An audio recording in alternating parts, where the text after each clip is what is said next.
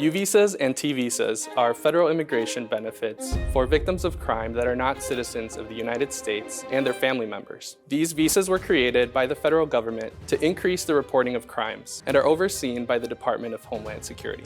According to the U.S. Census, 13% of Hennepin County's residents were born outside of the United States. U visas and T visas are designed to protect them. Their safety matters, and hearing about their cases matters to us too.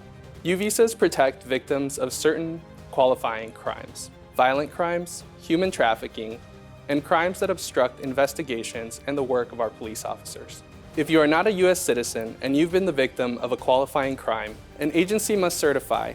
Our office will process your certification request within 30 days, or 7 days if you are in deportation proceedings. We employ a diverse group of victim liaisons that speak multiple languages and are here to provide culturally specific services and ensure that you have language access.